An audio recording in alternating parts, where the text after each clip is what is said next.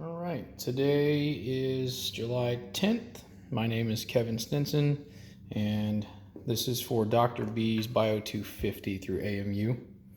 This is the final lab, and what we're going to be doing is looking at the eyeball. This is the cow eye that was provided, and just to go over the exterior, I had to peel away some of these fat layers in order to identify some of the stuff we have to, right? So this is the optic nerve right here.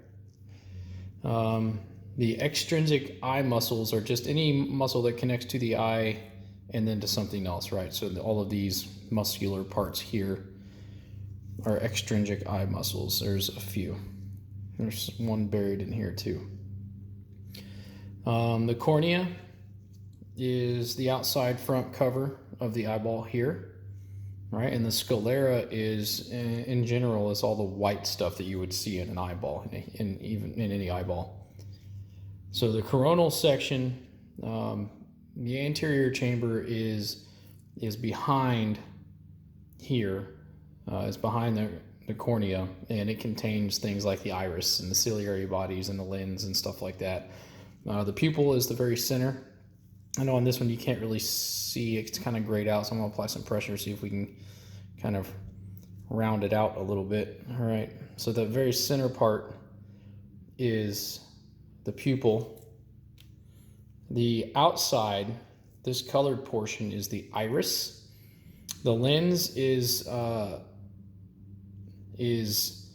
just behind all of this, underneath the iris, and it reflects light back into the retina. And the retina is on the back side, back here, which, I mean, we can't see this, but it's in the back, and that's the nervous tissue where phototransduction occurs.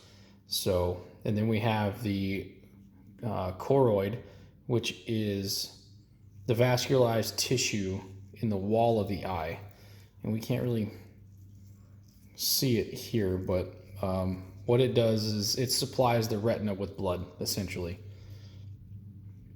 I'm going to shoot another one for the pupillary light reflex, and I'm going to merge the two, so you will see a cut and a split.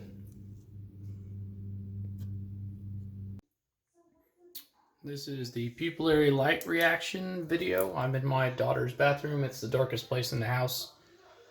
In an attempt to try to get my pupils to dilate and constrict with the light.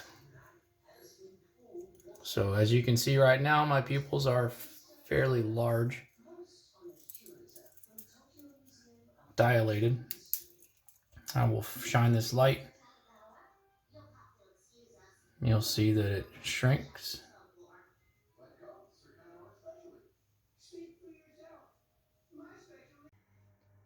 As light passes through your eyeball to get to your retina, it's going to pass through your cornea, your scleral venous sinus, the anterior cavity, which has your anterior and posterior chambers, and that's where the aqueous humor is, as we learned as we started dissecting the eye, the cow eye. It's like a clear liquid. Obviously the pupil, the iris, the lens, the posterior cavity, and the vitreous body, and eventually it will hit your retina, which is where phototransduction happens, as I said previously when we were looking at the cow eye. So the sensor in your eyeball, it is going to be the retina itself. So the retina sends information to the midbrain, and in turn sends a signal to the Edinger-Westphal nuclei, then to the ciliary ganglion, and then to the iris. And that releases ATH, which will constrict your pupils. So that is the sensor effector pupillary light reflex. The nerves that are affected, your cranial nerves, is going to be your optic nerve and your oculomotor nerve as far as pupillary light reflex goes.